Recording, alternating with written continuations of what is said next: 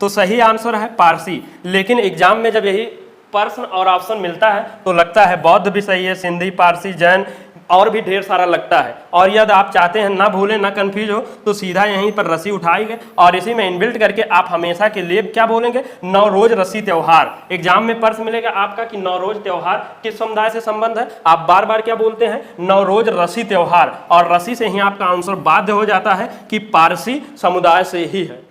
आशा करते हैं आप सभी आंसर का प्रश्न में गठबंधन करना सीख ही चुके होंगे, जिससे कि अगर एक बार आंसर याद हो गया तो आप ना भूल सकते हैं ना कंफ्यूज हो सकते हैं। नमस्कार, स्वागत है सिलेक्शन महाकुंभ में। आज हम सभी लोग 19 और 20 अगस्त का करंट अफेयर बड़े ही शानदार तरीके से पढ़ेंगे। जैसा कि आप सभी जानते ही हैं, कल इस पावन पर्व पर जो राखी का त्यौहार था वो क्लासेज आपके लिए ऑफ किया गया था कि अच्छे से त्यौहार मना सके, और उसके बाद सीधा चलते हैं क्लास में और एक एक करके क्या करेंगे, सीधा याद करेंगे। और जिस दिन क्लास नहीं भी था वो हमने सारे क्वेश्चन यहाँ पर ले लिए हैं, कवर कर लिए हैं। कोई सिंगल ऐसा प्रश्न आपका नहीं रहेगा जो आपका यहाँ से छूट सके। आइए चलते हैं। नवरोज या नवरोज का त्यौहार किस समुदाय के नव वर्ष के रूप में मनाया जाता है? तो सही आंसर क्या है, पारसी।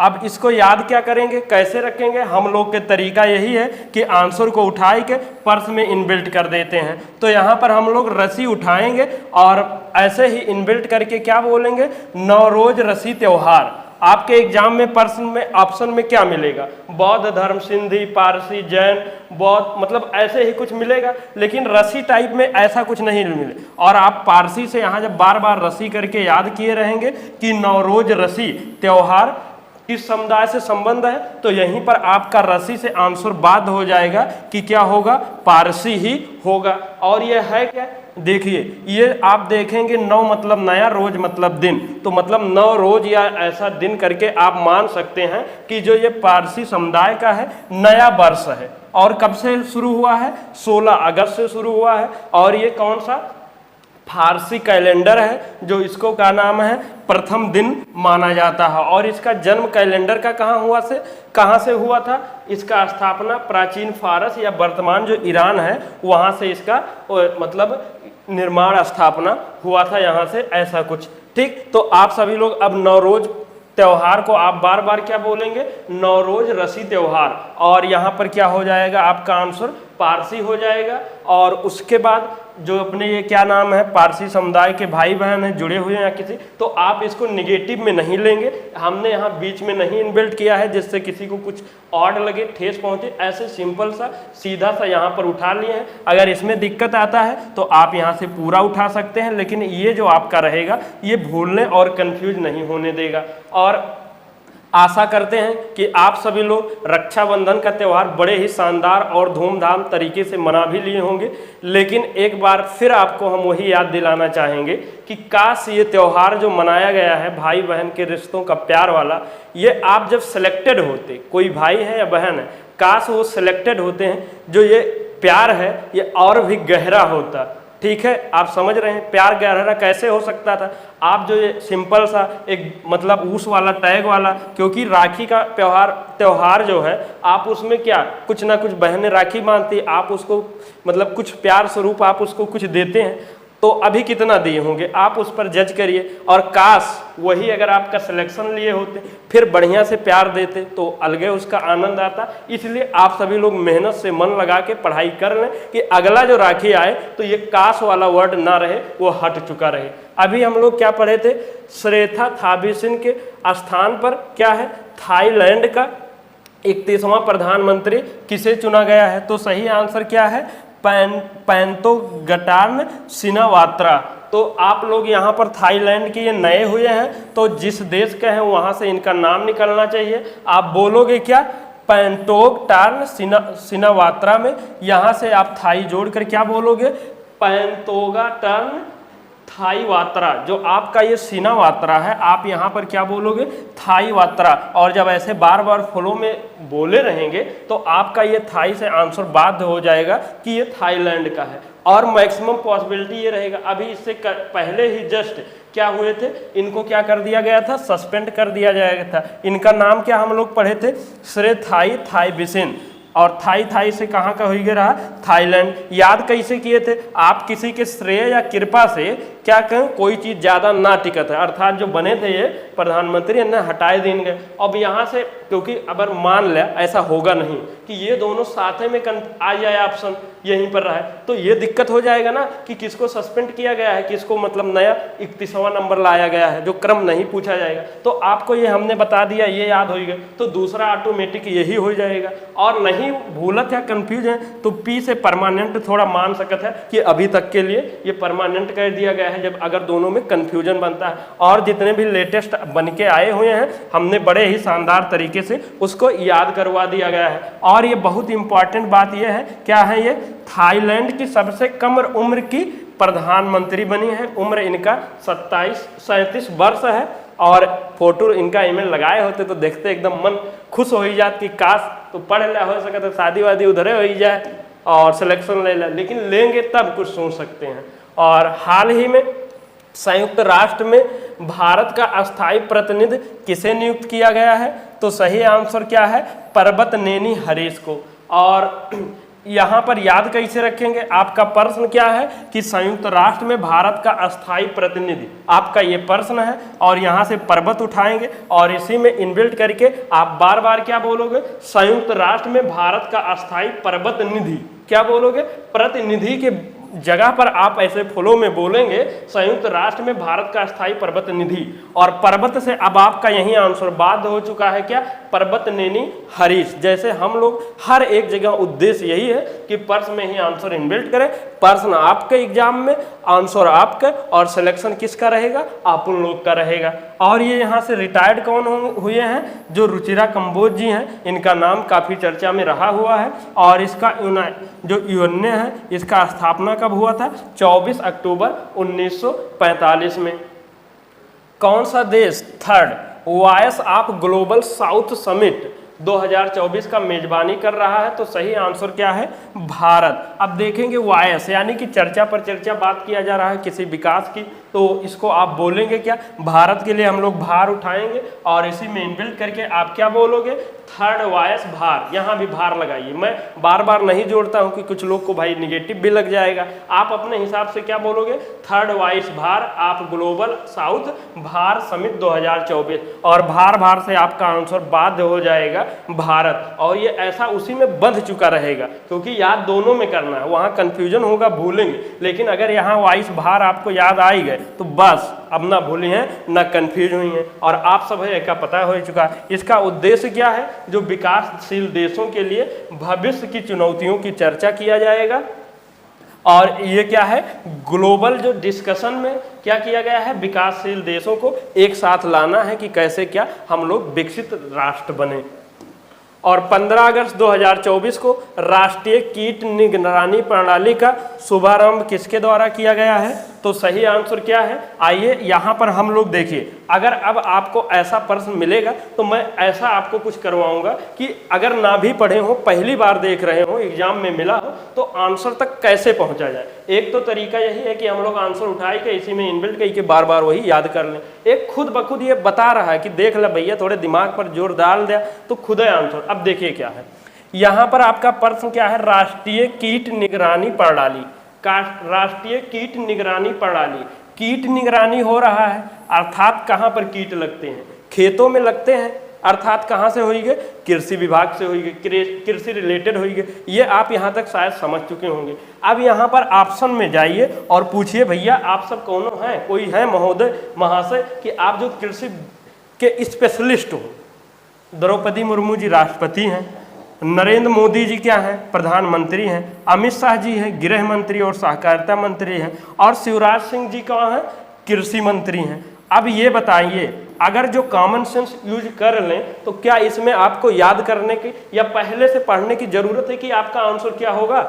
आशा नहीं, पूर्ण विश्वास है जो लोग ऐसा सोच सकते हैं उनका आंसर निकल चुका होगा कि शिवराज सिंह चौहान जी हैं, क्योंकि कीट स्पेशलिस्ट या कृषि विभाग की बात किया जा रहा है तो इन्हीं से संबंध होगा। तो सही आंसर तक क्या पहुंच गए हैं, शिवराज सिंह चौहान जी। तो ऐसे भी आप लोग खुद से कोशिश करिए, और इसमें कोई ट्रिक इसलिए हमने नहीं इनबिल्ट किया है, आप लोग थोड़ा क्षमता लेवल बढ़ाएंगे। होगा क्या, डिजिटल इनिवेटिव शुरू किया जाएगा कि सही समय पर सटीक कीट प्रबंधन के सलाह आप दिया जाएगा कि कब करें। एक कहावत सुने हुई है कि अब पछताए का होत जब चिड़िया चुग गई खेत, अर्थात वही मतलब सही समय पर जब कीट का प्रबंधन या किसी भी चीज़ के समय पर प्रबंधन हुई। अभी जैसे आप पढ़ रहे हैं और अच्छे से नहीं पढ़ रहे हैं और 5 साल निकल गया, अब मान ले 35-40 साल का हो गया, सिलेक्शन नहीं हो रहा, उसके बाद 40 साल के बाद आप कितना भी कुछ पढ़ लें, सिलेक्शन भी ले लें, तो वो मज़ा, वो आनंद, वो सबका मान के चलिए 90% व्यर्थ ही, क्योंकि उस समय आपकी हमारी सारी सब डिक्रीज हो चुका रहेगा और कितना भी बचा ही रहेगा कि आपके जो आपका कर सकते हैं। तो अर्थात जब कीट लगता है उसको कैसे शुरुआत में कब मारना है, क्या करना है, तो यही चीज़ आपको बताया जाएगा, वो भी आधुनिक तकनीक से। उसमें क्या होगा, आर्टिफिशियल इंटेलिजेंस होगा और उसके बाद मशीन लर्निंग के माध्यम से हम लोग उसका वो करेंगे। और यहाँ पर देखेंगे कृषि मंत्री जी को, केंद्रीय कृषि मंत्री हैं, कैसे याद करते हैं हम लोग, शिवराज कृषि सिंह चौहान, बार बार नाम ही बोलते हैं तो यहीं पर कहीं ना कहीं केंद्रीय कृषि मंत्री निकल जाता है। हाल ही में दिवंगत DRDO वैज्ञानिक डॉक्टर राम नारायण अग्रवाल का संबंध किससे है, तो आप देखेंगे सही आंसर क्या है, अग्नि मिसाइल है। तो आपको याद कैसे करना है, सीधा हम लोग अग्नि उठाएंगे और इन्हीं के नाम में इनबिल्ट कर लेंगे, क्योंकि इनको क्या कहा जाना है, भारत में अग्नि मिसाइल के जनक, फादर। तो कहीं ना कहीं इनके नाम में ही ऐसा इनबिल्ट कर दिया जाए तो खुद ब खुद बताएं तो कितना अच्छा हो सकता है। तो आप क्या बोलोगे, डॉक्टर राम अग्नि नारायण अग्रवाल या अग्निवाल कर सकते हैं, क्या बोलोगे, अग्निवाल। देखिए नाम बार बार इनको फोर्स कर रहा है कि अग्निवाल, नहीं तो कंफ्यूजन हो जाएगा कि अग्नि के ही हैं, क्या है कि आकाश के हैं, त्रिशूल के हैं, नाग के, कंफ्यूजन ऐसा हो सकता है। लेकिन फ्लो में आप बार बार यही बोले ही हैं कि डॉक्टर राम अग्नि नारायण अग्निवाल, अब अग्नि के ही सिवा अब कुछ हो नहीं सकते हैं। और उसके बाद या और पूरा एक एक्स्ट्रा जोड़ दीजिए, DRDO वैज्ञानिक डॉक्टर राम अग्नि नारायण अग्निवाल, बार बार ये अग्नि मिसाइल के क्या हो जाएंगे, जनक हो जाएंगे। और एक इंटीग्रेटेड जो क्या नाम है, बैलिस्टिक मिसाइल का निर्माण हुआ था 5, इसको बोलते क्या है, integrated guided missile development program. कब आया था, 1983 में आया था, 5 डेवलप किया गया था। कौन सा था, इसको पटना हम लोग बोलते हैं। P से पृथ्वी हो जाएगा, A से अग्नि और T से त्रिशूल हो जाएगा, N से नाग हो जाएगा और A से आकाश हो जाएगा। ये डेवलप किया गया है। और आप बार बार क्या बोलेंगे, यही जो आप लोग को हमने बता दिया है। अगला है, हाल ही में भारत और सेशल्स के मुख्य न्यायाधीश ने कानून और प्रौद्योगिकी पर अंतर्राष्ट्रीय सम्मेलन का उद्घाटन कहाँ किया है, तो सही आंसर क्या है, केरल में है। तो आप बार बार क्या बोलोगे, कानून और प्रौद्योगिकी पर अंतर्राष्ट्रीय रल सम्मेलन, क्या बोलोगे, जो जैसा हम रल लिख रहे हैं आपको यही बोलना है, केरल नहीं लिखना है। और रल से हम लोग को केरल तक पहुंचना। आप बोलोगे क्या, कानून और प्रौद्योगिकी पर अंतर्राष्ट्रीय सम्मेलन, अर्थात रल से क्या हो जाएगा, केरल। या एक और कर सकते हैं, कानून रल, क्या, कानून रल और प्रौद्योगिकी रल पर अंतर्राष्ट्रीय रल सम्मेलन। और रल यहाँ कारल और कीरल के से बार बार आंसर बाध्य हो जाएगा कि केरल होगा। और मैक्सिमम हम लोग का क्या रहता है, एग्जाम में प्रश्न रहता है, आंसर के रूप में ऑप्शन रहता है, तो कहीं ना कहीं इतना रिलेट करके हम लोग आंसर तक पहुंच जाएंगे। उद्घाटन कौन किए हैं, भारत, और मुख्य क्या चीफ गेस्ट कौन रहे हैं, भारत और सेशल्स के मुख्य न्यायाधीश रहे हैं। और इसी के साथ ही साथ में इसके दौरान क्या हुआ है, विवाद सुलझाने के लिए भारत का पहला फर्स्ट डिजिटल कोर्ट की शुरुआत किया गया है। और हाल ही में एक क्या है, टाइफून एम्फिल ने कहाँ भारी बारिश हुई है, तो सही आंसर क्या है, जापान। हम लोग देखेंगे जापान में कितने ज्वालामुखी और उसके बाद तूफान, चक्रवात, सुनामी ढेर सारा आते रहते हैं। तो उसके लिए कंफ्यूजन नहीं होना चाहते हैं तो हम लोग यही पान उठा लेते हैं, इनबिल्ट करके उसका नाम ही नया बोल देते हैं, क्या बोलते हैं, एम्पिलपान टाइफून, क्या बोलते हैं, एम्पिलपायन टाइफून। और पान से ही आपका आंसर बाध्य हो चुका है, क्या होगा, जापान होगा। और क्या है, चेतावनी यहाँ पर भारी वर्षा और भूस्खलन की बात यहाँ पर चेतावनी दी गई है। इससे संबंधित हम लोग अभी हाल फिलहाल में पढ़े थे, आप लोग रिवीजन करें, याद रखें, क्योंकि आप लोग क्या है, हम जब सब कुछ बता ही देते हैं तो आप लोग रिवीजन नहीं करते हैं, तो रिवीजन भी थोड़ा जरूरी है। और अगर एक बार ये तरीका जो हमने आगे पीछे जितना करके मैं करता हूँ वो अगर दिमाग में सेट है तो प्रॉमिस है, आप नहीं भूलेंगे। हाल ही में पेरिस 2024 पैरालंपिक उद्घाटन समारोह के लिए किसे भारतीय दल का ध्वजवाहक नियुक्त किया गया है? तो सही आंसर क्या है?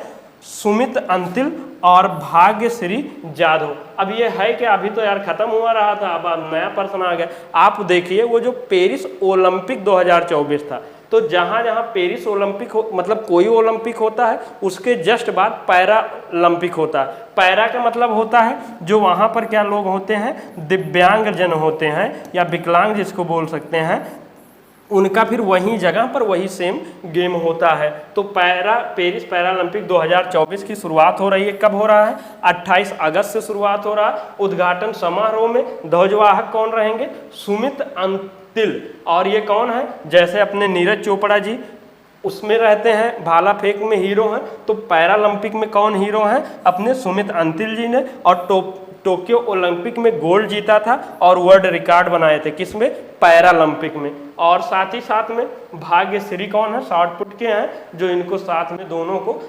ध्वजवाहक बनाया गया है उद्घाटन समारोह में। भारत की तरफ से 12 खेल में खेलेंगे और कितने एथलीट रहेंगे? 24 एथलीट रहेंगे। इसका मतलब 1284 ऐसा जोड़ सकते हैं कि मतलब जितने खेल हैं ऑन एवरेज 7 मान के चलते हैं। और अफ्रीकी महाद्वीप के बाहर एमपॉक्स वायरस का क्लेड 1 वेरिएंट का मामला, पहला मामला किस देश में आया है? तो सही आंसर क्या है? स्वीडन, अर्थात स्वीडन। अब देखिए, इससे पहले हम लोग एक क्या पढ़े थे अभी हाल फिलहाल में? वैश्विक स्वास्थ्य सेकेंड एमपॉक्स क्या बोलते हैं? आपात। अब बार बार अर्थात वैश्विक स्वास्थ्य क्या बोला गया है? आपातकाल घोषित किया गया है। किसके लिए? एमपॉक्स के लिए। और उसके बाद ये घोषित कौन करेगा? हमने रिलेट करके बता दिया गया था कि अगर वैश्विक की बात है जो इसके स्वास्थ्य का हेड होगा, तो हेड कौन है? WHO है। अब ये देखा गया है कि अफ्रीका महाद्वीप में ही था और नियर अबाउट लगभग 500 की मृत्यु भी हो चुकी है, जो एक बहुत चिंता की विषय है। ये विश्व लेवल की भी विषय है। और उसके बाद लेकिन अब याद कैसे करेंगे? आप ऐसे फ्लो में बोलोगे, अफ्रीका महाद्वीप के बाहर एमपॉक्स का पहला स्वीड मामला। क्या बोलोगे? स्वीड मामला या स्वीट मामला? वैसे फिलहाल स्वीट तो नहीं कह सकते, काढ़ा वाला दिक्कत वाला है, घाटा वाला है, लेकिन याद करने के लिए क्या बोलेंगे? स्वीट मामला। और स्वीट या स्वीड आप देखेंगे दोनों लिखा है, तो यहीं से स्वीट से आपका आंसर स्वीडन तक रिलेट कर लेंगे। और बुक क्या है? भारत के 75 महान क्रांतिकारी किसके द्वारा लिखी गई है? तो सही आंसर क्या है? भीम सिंह जी के द्वारा लिखा गया है। याद कैसे रखेंगे? कंफ्यूजन ना हो तो भीम सिंह जी को उठाएंगे और तोड़ मरोड़ के इसी में इनका नाम फिट कर देंगे और बार बार बोलेंगे क्या? भारत के 75 महान भीम क्रांतिकारी सिंह। आप बार बार क्या बोलोगे? भारत के 75 महान भीम क्रांतिकारी सिंह। अब ये लगेगा कि बुक का नाम है, जबकि ये सिर्फ सिलेक्शन महाकुंभ वालों को लगेगा ना कि यही में पर्सन और यही आंसर दोनों है। अदर लोग को क्या लगेगा कि ये पर्सन है, जबकि ये आंसर आ चुका है, खत्म है, बाय बाय टाटा। तो एग्जाम में आपके क्या मिलेगा? भारत के 75 महान क्रांतिकारी। आप बार बार पढ़े क्या है? भारत के 75 महान भीम क्रांतिकारी सिंह। आप यहाँ से देखेंगे भीम सिंह एक्स्ट्रा जो मिल रहा है, यही आपका आंसर है, भीम सिंह जी। और भीम सिंह क्या है? सांसद हैं राज्यसभा के। कहाँ है ये? इनका बिहार से हैं। और उसके बाद यहाँ भीम से क्या एक पहुँच सकते हैं? भीमराव अंबेडकर जी का, जो ऑप्शन में नहीं मिलेगा। और अगर ये हमने इसीलिए दोनों कर दिया है कि आप लोगों में कौन 3-5 ना कह सका, नहीं तो कला तो आउट है आप लोग का। अब विमोचन किसने किया है? जो राज्यसभा के कौन है? वाइस चेयरपर्सन है कौन? हरिवंश नारायण सिंह जी ने, उन्होंने इसका विमोचन किया है। और एक पुस्तक हम लोग क्या किए थे? याद किए थे, उसका नाम था सोर्स कोड, लेकिन हम लोग ने क्या कर दिया था? Source bill code. और बिल से ही आपका आंसर बाध्य हो गया था, बिल गेट्स की है। ठीक है। और 7th नेशनल फिल्म अवार्ड 2024 में सर्वश्रेष्ठ अभिनेता का पुरस्कार किसने जीता है? तो सही आंसर क्या है?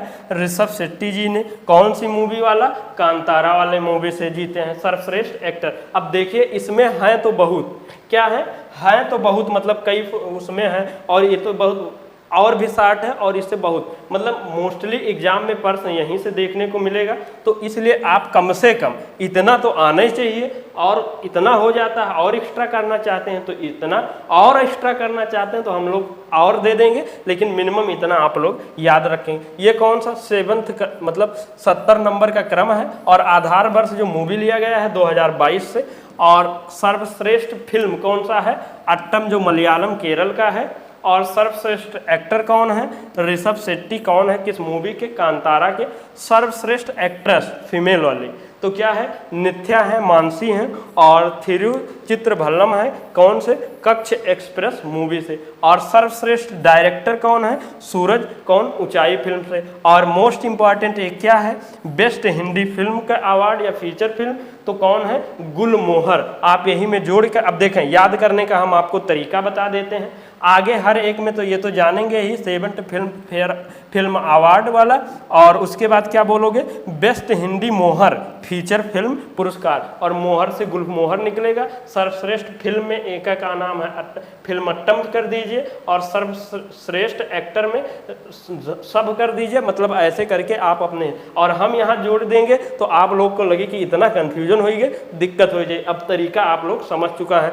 और ये क्या है, किसने घोषित किया है, जो सेंट्रल गवर्नमेंट ने, और किसके द्वारा हाथों से दिया जाएगा, राष्ट्रपति महोदय द्वारा दिया जाएगा। अब यहाँ से आप जो बेस्ट फिल्म या बेस्ट फीचर फिल्म का कौन, अट्टम है, मलयालम है। बेस्ट एक्टर कौन है, ऋषभ शेट्टी, कांतारा वाले हैं। बेस्ट एक्ट्रेस कौन है, नित्या है और मानसी जी हैं। और कौन सा, कच्छ एक्सप्रेस के। बेस्ट डायरेक्टर कौन है, सूरज भारतीय कौन है, ऊंचाई फिल्म के। बेस्ट सपोर्टिंग एक्टर, और उसके बाद बेस्ट एक्ट्रेस देख लीजिए, फीचर फिल्म, और ये सब आप अपने हिसाब से देख लीजिए। और मेन रूप से बेस्ट हिंदी फिल्म गुलमोहर, आप ये इतना इंपॉर्टेंट के रूप से याद रखेंगे। आप स्क्रीनशॉट ले लें, और उससे अच्छा है अगर ज़्यादा अच्छे से याद करना चाहते हैं तो नोट्स कर लीजिए। और हाल ही में इसरो ने पृथ्वी अवलोकन उपग्रह EOS 8 को किसने लॉन्च किया है, तो सही आंसर क्या है, SSLV D3। आइए पहले इसको याद करते हैं। अब देखिए, अगर आपको